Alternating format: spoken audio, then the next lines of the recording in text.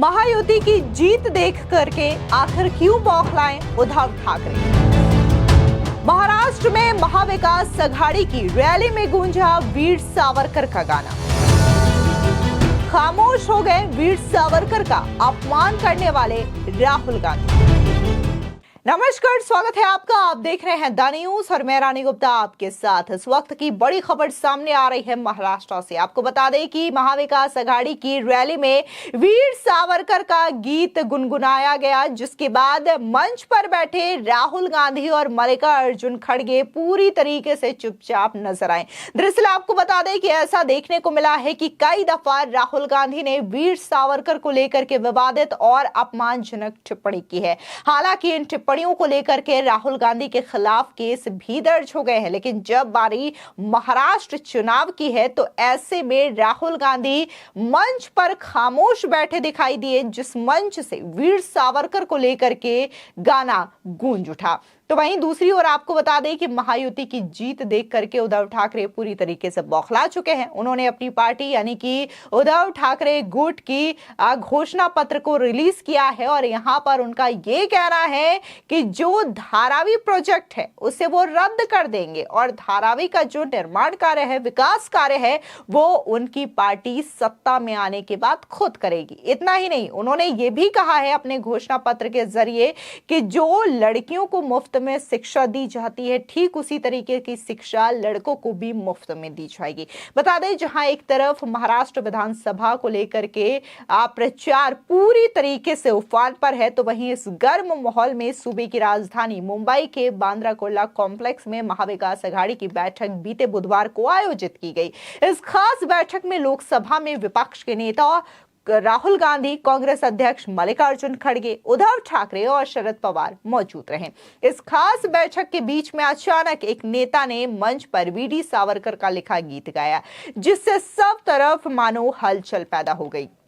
हालांकि ये गीत राहुल गांधी के सभा को संबोधित करने से पहले गाया गया था। बता दें कि महाराष्ट्र के विपक्षी गठबंधन महाविकास अघाड़ी की बीते बुधवार को आयोजित एक रैली में हिंदुत्व विचारक वीर सावरकर द्वारा स्वतंत्रता और मातृभूमि की प्रशंसा में लिखा गया गीत जयस्तु गाना गाया गया। वाकई में ये काफी ज्यादा हैरान कर देने वाला है कि मंच पर वीर सावरकर का ये गाना गाया गया। पूरा मंच इस गीत को गुनगुनाता हुआ नजर आया। वहां पर जो भीड़ मौजूद थी वो भी इस गीत में मानो डूब सी गई थी। लेकिन यहां पर राहुल गांधी, जो कि समय समय पर तीखी टिप्पणी वीर सावरकर को लेकर के करते हुए दिखाई दिए हैं, वो पूरी तरीके से यहां पर खामोश नजर आए हैं। दरअसल आपको बता दें कि राहुल गांधी अक्सर वीर सावरकर पर निशाना साधते रहे हैं। राहुल गांधी हमेशा स्वतंत्रता सेनानी वीर सावरकर की आलोचना करते हुए नजर आए हैं। सावरकर को अंग्रेजों से पेंशन मिलती थी। वो लगातार इस बात का जिक्र करते हैं कि वीर सावरकर ने अंग्रेजों से माफी मांगी थी। हालांकि इस बात को लेकर के बीजेपी के तमाम नेताओं ने राहुल गांधी पर भी जमकर निशाना साधा है।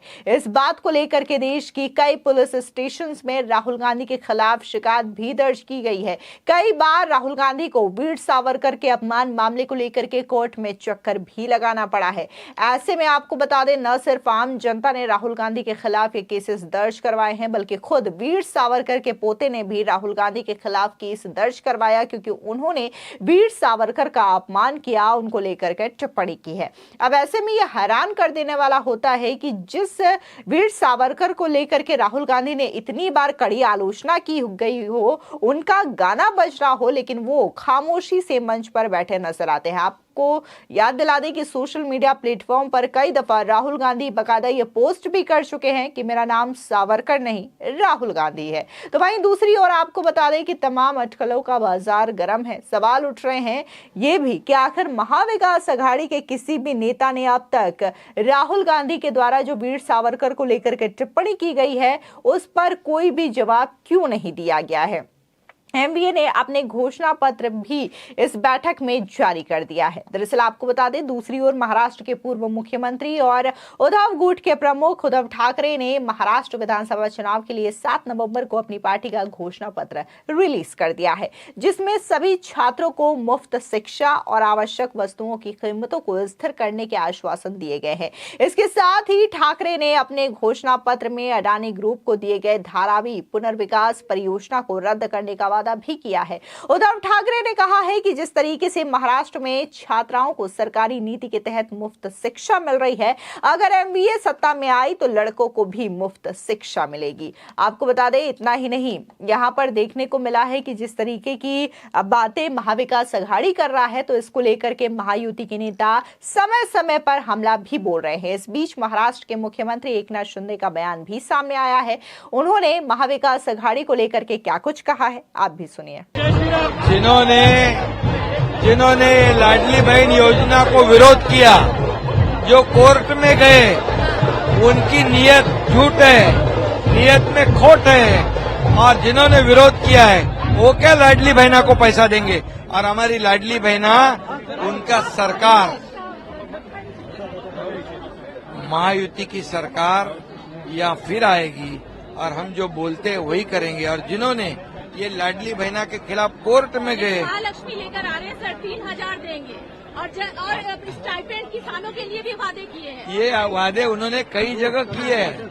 उन्होंने कर्नाटक में भी किए, उन्होंने राजस्थान में भी किए, उन्होंने हिमाचल में भी किए, लेकिन बाद में कहते हैं प्रिंटिंग मिस्टेक हो गई, बोलते हमारे पास पैसे नहीं है, केंद्र से पैसे मांगते हैं। ये झूठे लोग हैं, फरेबी लोग हैं, ये विश्वास रखने लायक लोग नहीं है। ये राहुल गांधी जी ने तो उन्होंने तो कहा था कि खटखटाकट दे दो, खटखटाकट दे दो। खटखटाकट तो दिया नहीं, लेकिन हम लोगों ने पटापट दिए हमारी लाडली बहनों के खाते में 5 इंस्टॉलमेंट। लेकिन सर वो कह रहे संविधान में अभी संविधान का फेक नैरेटिव नहीं चलेगा। बाबा साहेब अम्बेडकर जी का संविधान जो है वो बना रहेगा। जब तक सूरज चांद रहेगा तब तक ये बाबा साहेब का संविधान बना रहेगा। इसके अलावा बीजेपी नेता शाइना अंसी ने भी राहुल गांधी पर जमकर हमले बोले हैं। सुनिए शाइना अंसी का ये बयान। महाराष्ट्र चुनाव है और ऐसे में राहुल गांधी ने संविधान सम्मेलन किया है। उन्होंने कॉन्स्टिट्यूशन पर बोला है कि एक बार फिर से कि आरएसएस और बीजेपी जो है लगातार अटैक करती आई है और इस पर अटैक करना मतलब जनता की आवाज दबाना है। आपको क्या लगता है उनका ये सम्मेलन का क्या इम्पैक्ट रहेगा महाराष्ट्र में? राहुल गांधी जी को एक नए स्क्रिप्ट राइटर की आवश्यकता है, क्योंकि अफवाहें वो फैलाते हैं और लोगों को गुमराह करने की कोशिश करती है, लेकिन बार बार नहीं होता है। संविधान को कोई खतरा नहीं है, कहीं भी कोई सवाल प्रश्न चिन्ह नहीं उठता है, बल्कि प्रधानमंत्री ने कॉन्स्टिट्यूशन डे को सेलिब्रेट किया, प्रीएम्बल स्कूल तक लेके गए।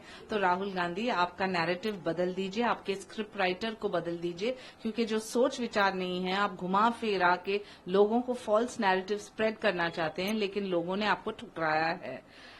महाराष्ट्र की बात करें तो लाड़की बहना योजना जो आदरणीय मुख्यमंत्री ने घोषित की, वहां भी आपको आपत्ति होती है और बोलते हैं कि ये योजना को बदलना चाहिए, और फिर बोलते हैं कि हम आए तो हम उससे ज्यादा देंगे। तो आप कंफ्यूज पार्टी हो, और मुझे लगता है कि इंडी अलायंस हो या कांग्रेस पार्टी, उनके पास कोई नैरेटिव नहीं है, सिर्फ फेक नैरेटिव है। तो महाराष्ट्र की जनता को पता है कि 20 तारीख को क्या करना है। इसके अलावा एकनाथ शिंदे गुट की नेता मनीषा कायांदे का बयान भी सामने आया है। उन्होंने क्या कुछ वीर सावरकर के अपमान को लेकर के महाविकास अघाड़ी पर कहा है, सुनिए। नहीं, देश के हमारी ये पहले से मांग है, आगे भी हम इसकी मांग करेंगे। और उद्धव ठाकरे जी का जहां तक सवाल है छत्रपति वीर सावरकर जी को लेकर, तो हमेशा वो दोहरी बातें करते हैं। अब कहेंगे कि सावरकर जी का अपमान नहीं सहेंगे, मगर जिन राहुल गांधी ने बार बार इनका अपमान किया है वीर सावरकर का, उनके साथ आप बैठते, आप महायुति बनाते, आप सरकार भी चलाते हो, तो ये आपके बातों पे कोई भरोसा करने वाला नहीं। आपको बता दें, दरअसल महाराष्ट्र विधानसभा चुनाव में महाविकास अघाड़ी का मुकाबला सत्तारूढ़ महायुति गठबंधन से है और देखने को मिल रहा है कि ये लड़ाई काफी ज्यादा दिलचस्प होती हुई नजर आ रही है। फिलहाल इस पूरे मामले को लेकर के आपकी क्या राय है, हमारे कमेंट सेक्शन में जरूर बताएं। धन्यवाद।